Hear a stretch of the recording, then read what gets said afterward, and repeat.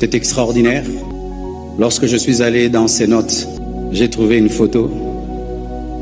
Elle priait toujours pour ma réconciliation avec mon frère Joël Francis, que vous voyez là aujourd'hui.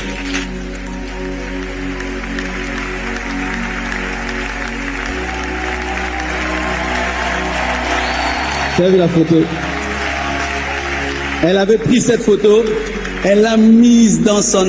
Remets la photo. Autant n'est que Babogar. C'est nous, hein, c'est nous. Mais en moins bien.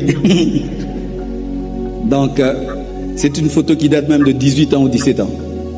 C'était comme moi et lui, on était en paix. Je prêchais à Macre, il prêchait la compassion. Il n'y avait jamais une action que Joël Francis fera sans moi et que je ferai sans lui. Et elle était restée dedans. Quand on a commencé à se détruire là, elle a refusé. Elle priait tous les jours. Réconcilie ces hommes. C'est extraordinaire. Lorsque je suis allé dans ses notes, j'ai trouvé une photo. Elle priait toujours pour ma réconciliation avec mon frère Joël Francis, que vous voyez là aujourd'hui.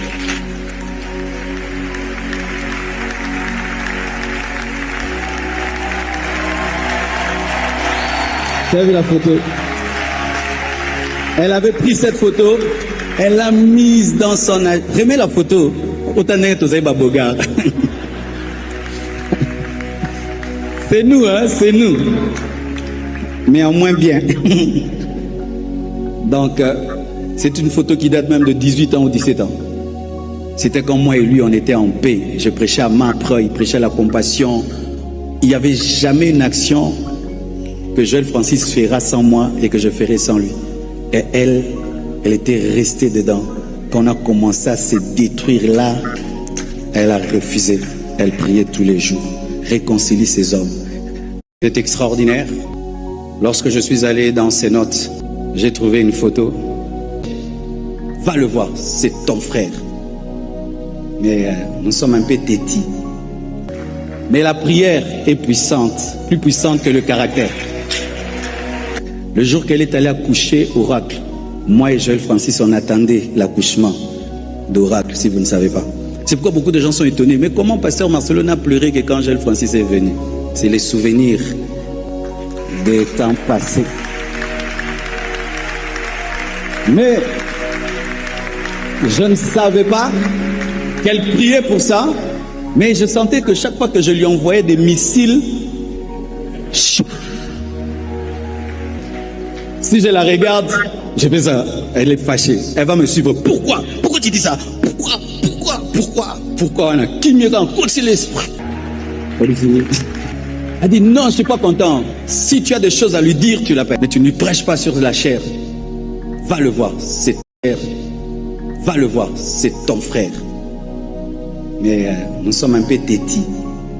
Salut, bonjour, bonsoir la grande famille de B52, la mignonne officielle. Voilà, moi votre humble servante maman B52, je suis là encore une fois de plus pour vous servir. La famille, vous pouvez voir mon attitude.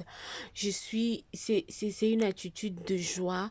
Pourquoi? Parce que c'est que le pasteur Marcelo vient de dire, ça m'a vraiment beaucoup tiqué, ça m'a donné, comment je peux dire, ça m'a encore donné beaucoup de la force, ok?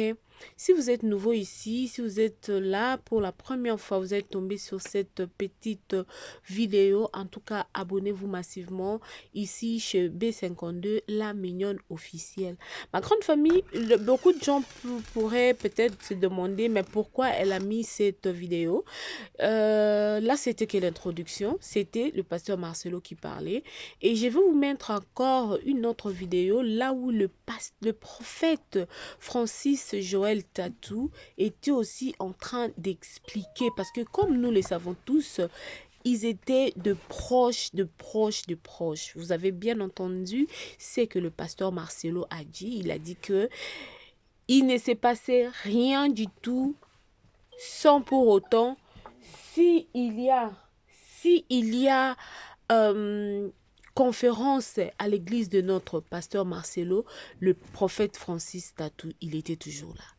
Et c'était de pair, c'était de même. S'il y a un événement chez le pasteur les prophètes Francis Tatou, le pasteur Marcelo y était toujours parce qu'ils étaient vraiment à mèche, ils étaient vraiment de potes, si on peut bien le dire.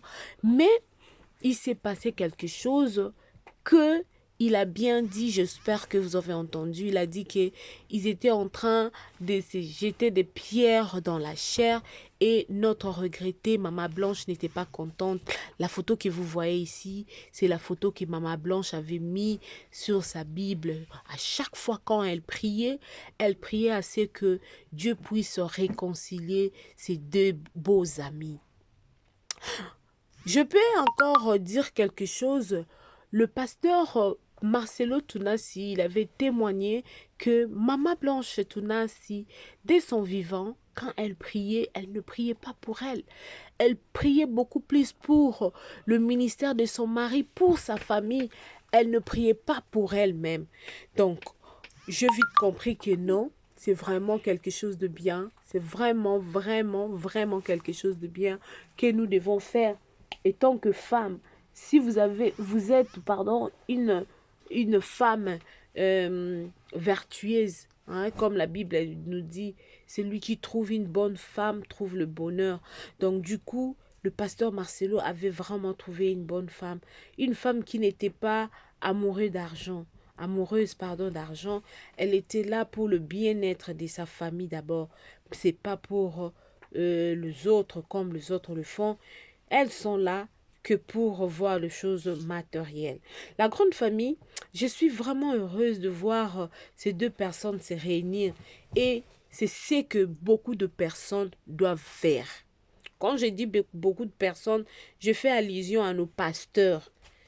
Il y a le pasteur ici, je ne suis personne, en tout cas, excusez-moi, la grande famille de B52, la mignonne officielle, je ne suis personne, je ne viens pas juger, mais cet acte m'a poussé à réfléchir encore beaucoup plus. Hein. Le pasteur Marcelo a dit qu'il y a même des gens qui ont dit que le jour de la mort de sa regrettée femme, il avait pleuré que quand le prophète Francis Tatou était là. Et le pasteur Marcelo nous a relaté une petite témoignage en disant que le jour où Maman Blanche est allée donner naissance à Oracle, le prophète Francis Tatou était là. Donc vous pouvez constater qu'ils étaient vraiment, donc ils sont, parce que là, ils se sont réconciliés et nous bénissons l'Éternel pour cela. La grande famille, cet acte doit pousser à beaucoup de pasteurs de faire de la même chose. Parce qu'aujourd'hui, il y a de guerres froides. Le pasteur, l'autre pasteur et l'autre là ne se parlent pas. Et quand ils passent devant la chair, ce ne sont que des tirs de bordure, de bordure, de bordure. La chair est devenue une place de réponse pour d'autres pasteurs. Ce qui est souillé, ce qui n'est pas bon. Ok, la grande famille. En tout cas, je bénis Dieu pour cet acte. Je me suis dit, le pasteur Marcelo écrivait souvent, unissons-nous, unissons-nous, unissons-nous. Donc, cet acte doit vraiment interpeller beaucoup de pasteurs. Cet acte doit interpeller beaucoup de pasteurs. Beaucoup. Quand je dis beaucoup, beaucoup de pasteurs, parce qu'on en voit, ma grande famille. On en voit, pas seulement de pasteurs, des musiciens, de chanteuses, hein, de musiciens chrétiens. Quand je dis de musiciens chrétiens, cet acte doit vraiment interpeller beaucoup de gens. Nous pouvons voir qu'il y a pasteur tel et pasteur tel ne s'entendent pas. Nous le savons et nous voyons. Et il y a de guerres froides, il y a des jetons par-ci par-là. Si le pasteur X vient dire ceci, le pasteur Y vient dire le contraire de ce que le pasteur X avait dit. Donc du coup, je vais nous mettre le prophète Francis Tatou. Il a aussi donné une témoignage pour son frère, le pasteur Marcelo Tounassi. La famille, je suis vraiment dans la joie. Vous voyez mes larmes, ce sont des larmes de joie. Ce sont des larmes de joie, je vous jure. Je vous jure que ce sont des larmes de joie. Comme le pasteur Marcelo lui-même avait dit, il avait dit que la mort de Maman Blanche est venue pour que ils puissent se réconcilier, que toutes les personnes puissent s'unir. Voilà la grande famille. Que Dieu vous bénisse abondamment. On se retrouve juste après. Écoutons aussi le prophète Joël Francis Tatou, il a témoigné pour son frère. Il a... Ah là là là là, je sais même pas comment je peux m'exprimer, hein. Quand je regardais cette vidéo, je me suis dit, oh Seigneur, gloire, que la gloire te soit rendue. Que la gloire soit rendue à toi. Parce qu'il n'y a personne d'autre qui peut faire ces telles choses. Personne, il n'y a que Dieu. C'est Dieu là d'Israël. Il est le seul qui peut faire des choses pareilles. Donc, suivons le pasteur, le prophète Francis Tatou. Et on se retrouve juste un peu pour clôturer notre analyse. Suivons. C'est un ami qu'on a même rencontré à Jérusalem. C'est un très bon ami à moi. Et à l'époque, il m'a dit, non, Joël, eux, ils étaient de la bonne parole du salut. Il m'a dit, non, il y a un jeune là qui prêche comme toi. Il faut que tu le rencontres. Il devait prêcher à la convention de la jeunesse de la parole du salut. Et quand je suis venu, il prêchait sur l'onction de la destinée. C'était tellement fort. J'avais l'impression que c'était moi, mais différent. À la fin, j'ai dit à Serge, je dois aller le voir au bureau. Je l'ai vu à Lemba, j'ai dit, je veux que tu sois mon ami. Je veux qu'on soit connectés. Et c'est depuis lors qu'on a commencé notre relation. Quand on a commencé à parler, le jour même où on était dans l'enterrement, je lui ai dit quelque chose. J'ai dit, au fait, tout ce que je faisais contre toi là, c'est parce que tu me manquais, à vrai dire. Hein? Parce que tu me manquais. Je ne me rappelle pas du nombre de fois où je me disais, pour gérer l'église, je dois décider comme ça. Après, j'ai dit, mais j'appelle qui pour me conseiller? J'ai dit, non, je dois appeler Marcel. Après, j'ai dit, jamais de la vie. Jamais. N à N. Donc, jamais je ne l'appelle pas. Je me rappelle une fois, j'étais à Lubumbashi. On était toujours dans les problèmes. Et puis, je devais bénir mon premier mariage. Le premier mariage de ma vie à bénir, c'était à Lubumbashi. Alors, je dis, bon, ici, je vais demander conseil à qui? La seule personne que je connais qui me conseille bien, c'était Marcelo. Je lui ai dit, mais non, je fais quoi? J'ai dit, bon, je parlais avec le pasteur Papicho Akewa qui était avec lui à l'hôtel du fleuve. J'ai dit à Papicho, est-ce que je peux l'écrire? Il m'a dit, non, je sais que lui, écris-le. Je l'ai écrit. Et quand je l'ai écrit, là-bas, il sautait de joie. Il disait, hé, Papicho, Joël m'a écrit. Et puis, Papicho m'a dit, mais vous ne m'allez pas voir Tintin. Il dit, mais vous vous aimez, mais pourquoi vous faites autant de mal? Mais dans toutes ces choses, comme je l'ai dit même le jour de l'enterrement, j'ai dit, quand Dieu m'a appelé, moi je suis prophète. Vous savez, les prophètes, nous on est comme de l'eau. Hein? On prend la forme du vase qui nous contient. On reçoit des messages, des expériences. Et je l'ai dit, au fait, tu étais la personne censée de m'équilibrer. Aujourd'hui, beaucoup de choses que j'ai connues, que j'ai enseignées, que j'ai fait, j'ai dit, c'est parce que toi tu n'étais pas là. Parce qu'à vrai dire, dans le plan de Dieu, les apôtres équilibrent les prophètes. Quand un prophète n'a que les prophètes autour de lui, c'est un danger. Il faut qu'un prophète ait un apôtre qui peut aussi l'équilibrer. Et je bénis Dieu pour ce qu'il fait. Aujourd'hui, ça va. Demain, ça va aller. Et nous avons décidé, toutes les personnes qui attendent que ça ne marche pas, ils vont attendre longtemps. Parce que nous nous sommes décidés à voir au-delà de nous les intérêts de Christ. Le temps manquerait de dire beaucoup de choses à ce sujet, mais je crois que la mort de Maman Blanche nous a tous réveillés. Et moi, votre pasteur en particulier. On a perdu beaucoup de temps dans les futilités. Et on a même demandé à Dieu pardon de vous avoir entraîné dans nos guerres. Quand on était au stade, je me rappelle, quelqu'un qui est proche du protocole m'a dit, c'était assez spirituel de voir Dieu vous mettre ensemble devant le chef de l'État et son épouse. Ça veut dire vraiment que si vous osez faire les choses différemment, même Dieu va vous châtier sévèrement. On a décidé de le faire pour le corps du Christ. Et j'ai réalisé un peu que toutes ces années, il y a beaucoup de choses qui se sont passées. Parce qu'à vrai dire, je me suis retrouvé moi-même dans un univers où j'ai des gens qui croient en moi et en mon message, des gens qui m'acclament, des gens qui me célèbrent, des gens qui ont cru en moi vraiment. Et je serai éternellement reconnaissant pour ces personnes. Et vous savez, dans le corps du Christ, c'est bien d'avoir des avis contraires. Quand tu as des gens qui peuvent te dire, frère, ce que tu as enseigné, c'est bien, mais ce n'était pas important de dire ça en public. Ce que tu as dit, c'était important, mais c'est mieux d'en parler au pasteur. Ce que tu as dit, c'est un peu discutable. Comme c'est une opinion et une conviction, c'est mieux de ne pas en parler. Mais je me suis retrouvé comme ça en train de travailler, de prêcher, d'enseigner beaucoup de messages que j'estimais et j'estime être bons, mais que je crois aujourd'hui n'avoir pas été les messages essentiels que je devais enseigner. Quand Dieu m'a appelé, il m'a enseigné, il m'a dit de prêcher sur le réveil. Je ne suis pas appelé à prêcher la spiritualité. Je ne suis pas appelé à prêcher le combat spirituel. Toutes ces choses font partie du message du réveil. Et j'ai décidé, même pendant ce deuil, je dois revenir pleinement dans le message que Dieu m'a donné pour bénir le corps du Christ selon le mandat que j'ai reçu quand Dieu m'a appelé au commencement. Et à cause de cela, c'est avec regret que je le dise. Et je suis tellement désolé pour ça. Depuis un certain nombre d'années, la chair de la porte des cieux a été souillée de beaucoup de manières.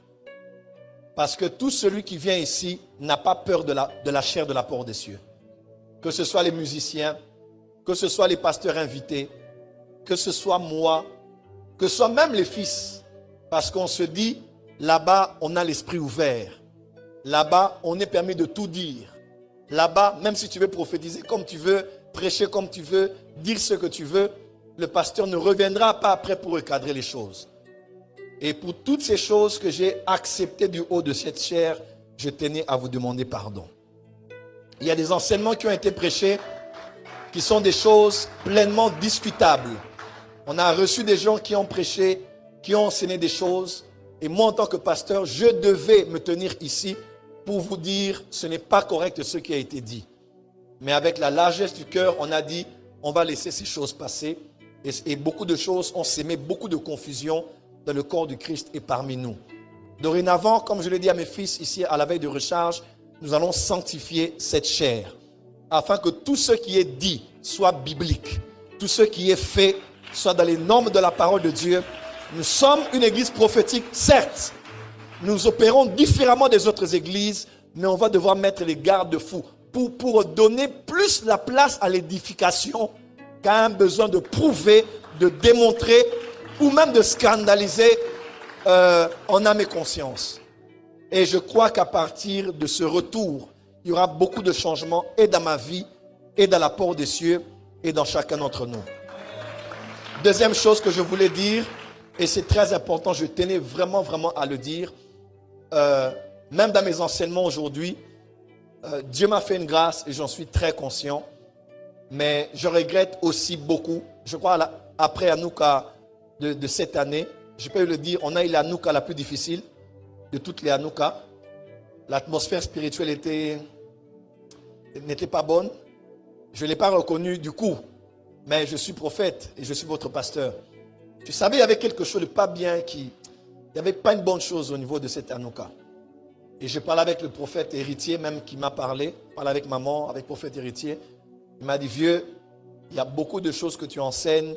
Moi, je suis conscient que c'est vrai. Mais s'il te plaît, ne le dis plus en public. Si tu veux en parler, parle à tes fils spirituels, parle avec nous, parle avec des pasteurs. Parce que tous ceux qui te suivent en ligne aujourd'hui, ils sont sous ta responsabilité.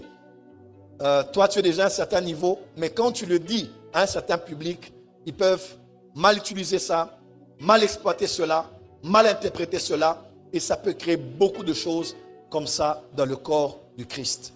Donc, de ma manière de travailler dorénavant, je suis toujours le même, j'enseignerai les choses que Dieu me donne d'enseigner, mais je veillerai vraiment dorénavant à ce que certaines choses ne se disent plus du haut de la chair, pour préserver l'ensemble du peuple qui me suit tant ici qu'au niveau de l'international. Amen. Voilà la grande famille de B52, la mignonne officielle. Je crois que nous venons tous d'entendre ce que le prophète Joël Francis Tato vient de dire. Cette réalité, je vous jure que ça se passe avec beaucoup de pasteurs actuels. Ça se passe. Mais que Dieu puisse les unir encore comme il a fait avec ses serviteurs. Parce que je sais que rien n'est impossible à notre Dieu. J'ai eu de larmes aux yeux d'entendre ça. Il y a de pasteurs qui sont arrogants, excusez-moi le terme. Il a un problème avec son frère pasteur, mais pour juste, comme la Bible nous dit, le pasteur d'aujourd'hui, ils sont plus forts pour donner des conseils que si cela arrivait à eux-mêmes. Il y a des pasteurs qui ne se parlent pas. Il y en a. Il y a des musiciens chrétiens qui ne se parlent pas. On ne peut pas se voiler les yeux ou se voiler la tête. On le voit et on le sait. Donc, que Dieu puisse, moi, ma prière, c'est seulement que Dieu puisse donner encore, puisse unir tous ces pasteurs-là comme il a fait avec le prophète Joël Francis Tatou et le pasteur Marcelo. En tout cas, la grande famille, je suis ravie. Je vais vous mettre encore cette vidéo pour ceux qui viennent de se connecter, pour ceux qui sont entrés juste après d'avoir suivi cette vidéo. Je vais vous le mettre encore parce que moi ça m'a fait de la joie, ça m'a fait du plaisir, je vous jure. Si vous êtes nouveau ici sur votre chaîne B52 la mignonne officielle, je vais vous demander de vous abonner. Abonnez-vous massivement, aimez, commentez, partagez le lien, ça nous fera énormément du plaisir, ma grande famille de B52 la mignonne officielle. Votre voix compte. Si vous avez des remarques à nous faire, des conseils ou des suggestions, il y a notre numéro qui s'affiche au bas des écrans ou sur les commentaires, laissez-nous vos conseils, vos suggestions. Et puis, nous sommes là pour vous servir. Nous sommes là pour vous et vous êtes là pour nous. Ma grande famille, que mon Dieu puisse vous bénir en tout cas abondamment. Je sais que cette petite témoignage pourra aider, cette petite témoignage pourra aider aussi d'autres personnes de se réconcilier, parce qu'il y a beaucoup de gens, il y a beaucoup de pasteurs, il y a beaucoup de serviteurs de Dieu, la famille, je vous jure, qui se cachent derrière la Bible, mais au fin fond, Dieu n'existe pas. Suivons encore une fois de plus et on se retrouve à la prochaine avec une nouvelle émission. Je vous aime beaucoup. Que Dieu vous bénisse abondamment. C'est un ami qu'on a même rencontré à Jérusalem. C'est un très bon ami à moi. Et à l'époque, il m'a dit, non, Joël, eux, ils étaient de la bonne parole du salut. Il m'a dit, non, il y a un jeune là qui prêche comme toi. Il faut que tu le rencontres. Et il devait prêcher à la convention de la jeunesse de la parole du salut. Et quand je suis venu, il prêchait sur l'onction de la destinée. C'était tellement fort. J'avais l'impression que c'était moi, mais différent. À la fin, j'ai dit à Serge, je dois aller le voir au bureau. Je l'ai vu à Lemba, j'ai dit, je veux que tu sois mon ami. Je veux qu'on soit connectés. Et c'est depuis lors qu'on a commencé notre relation. Quand on a commencé à parler, le jour même où on était dans l'enterrement, je lui ai dit quelque chose. J'ai dit, au fait, tout ce que je faisais contre toi là, c'est parce que tu me manquais, à vrai dire. Parce que tu me manquais. Je ne me rappelle pas du nombre de fois où je me disais, pour gérer l'église, je dois décider comme ça. Après, j'ai dit, mais j'appelle qui pour me conseiller? J'ai dit, non, je dois appeler Marcel. Après, j'ai dit, jamais de la vie. Jamais. N à N. Donc, jamais je ne l'appelle pas. Je me rappelle une fois, j'étais à Lubumbashi. On était toujours dans les problèmes. Et puis, je devais bénir mon premier mariage. Le premier mariage de ma vie à bénir, c'était à Lubumbashi. Alors, je dis, bon, ici, je vais demander conseil à qui? La seule personne que je connais qui me conseille bien, c'était Marcelo. Je lui ai dit, mais non, je fais quoi? J'ai dit, bon, je parlais avec le pasteur Papicho Akewa qui était avec lui à l'hôtel du fleuve. J'ai dit à Papicho, est-ce que je peux l'écrire? Il m'a dit, non, je sais que lui, écris-le. Je l'ai écrit. Et quand je l'ai écrit, là-bas, il sautait de joie. Il disait, hé, Papicho, Joël m'a écrit. Et puis, Papicho m'a dit, mais vous ne m'allez pas à Tintin. Il dit, mais vous vous aimez, mais pourquoi vous faites autant de mal? Mais dans toutes ces choses, comme je l'ai dit même le jour de l'enterrement, j'ai dit, quand Dieu m'a appelé, moi je suis prophète. Vous savez, les prophètes, nous on est comme de l'eau. On prend la forme du vase qui nous contient. On reçoit des messages, des expériences. Et je l'ai dit, au fait, tu étais la personne censée de m'équilibrer. Aujourd'hui, beaucoup de choses que j'ai connues, que j'ai enseignées, que j'ai fait, j'ai dit, c'est parce que toi, tu n'étais pas là. Parce qu'à vrai dire, dans le plan de Dieu, les apôtres équilibrent les prophètes. Quand un prophète n'a que les prophètes autour de lui, c'est un danger. Il faut qu'un prophète ait un apôtre qui peut aussi l'équilibrer. Et je bénis Dieu pour ce qu'il fait. Aujourd'hui, ça va. Demain, ça va aller. Et nous avons décidé, toutes les personnes qui attendent que ça ne marche pas, ils vont attendre longtemps. Parce que nous nous sommes décidés à voir au-delà de nous les intérêts de Christ. Le temps manquerait de dire beaucoup de choses à ce sujet, mais je crois que la mort de Maman Blanche nous a tous réveillés. Et moi, votre pasteur en particulier. On a perdu beaucoup de temps dans les futilités. Et on a même demandé à Dieu pardon de vous avoir entraîné dans nos guerres.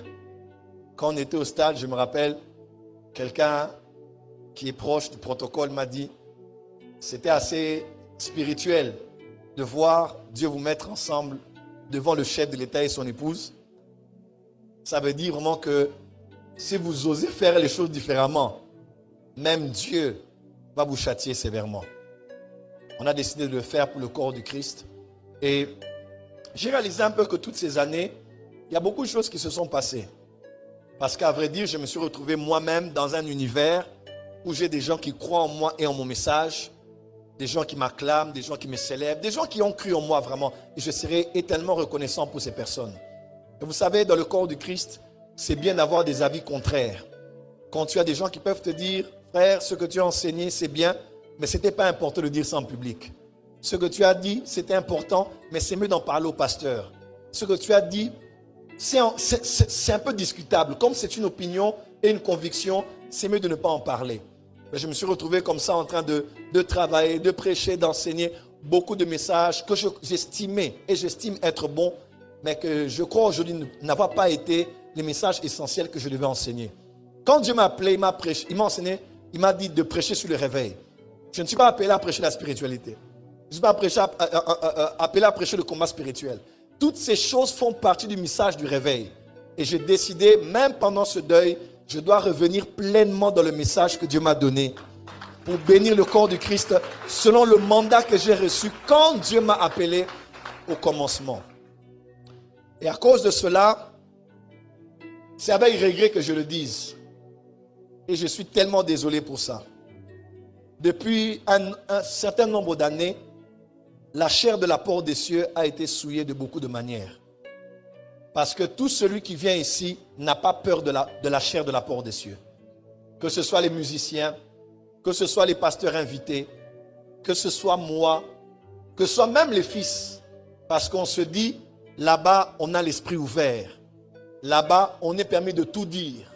Là-bas, même si tu veux prophétiser comme tu veux, prêcher comme tu veux, dire ce que tu veux, le pasteur ne reviendra pas après pour recadrer les choses. Et pour toutes ces choses que j'ai acceptées du haut de cette chair, je tenais à vous demander pardon. Il y a des enseignements qui ont été prêchés qui sont des choses pleinement discutables. On a reçu des gens qui ont prêché, qui ont enseigné des choses.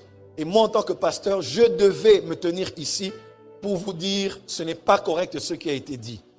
Mais avec la largesse du cœur, on a dit on va laisser ces choses passer. Et beaucoup de choses ont sémé beaucoup de confusion dans le corps du Christ et parmi nous. Dorénavant, comme je l'ai dit à mes fils ici à la veille de recharge, nous allons sanctifier cette chair afin que tout ce qui est dit soit biblique. Tout ce qui est fait soit dans les normes de la parole de Dieu. Nous sommes une église prophétique, certes.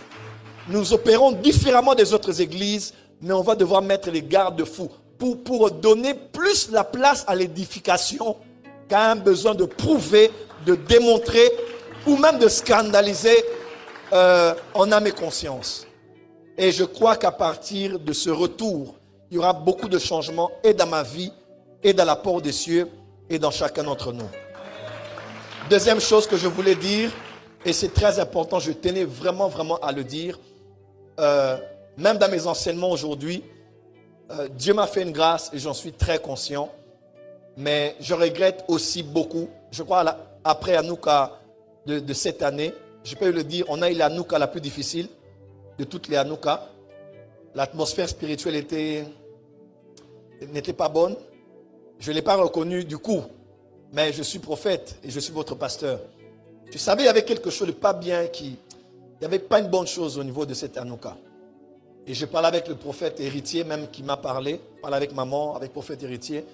Il m'a dit, vieux, il y a beaucoup de choses que tu enseignes. Moi, je suis conscient que c'est vrai. Mais s'il te plaît, ne le dis plus en public. Si tu veux en parler, parle à tes fils spirituels, parle avec nous, parle avec des pasteurs. Parce que tous ceux qui te suivent en ligne aujourd'hui ils sont sous ta responsabilité. Toi, tu es déjà à un certain niveau, mais quand tu le dis à un certain public, ils peuvent mal utiliser ça, mal exploiter cela, mal interpréter cela, et ça peut créer beaucoup de choses comme ça dans le corps du Christ.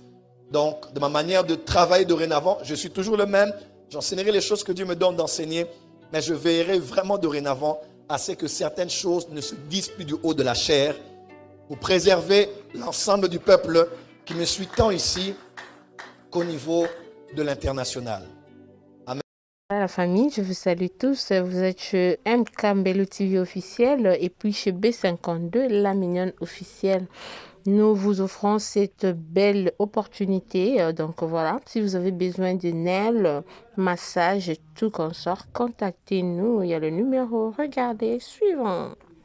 Voilà, les contacts sont là. Contactez-nous si vous avez besoin. En tout cas, le service se fait directement à la maison, de partout où vous êtes.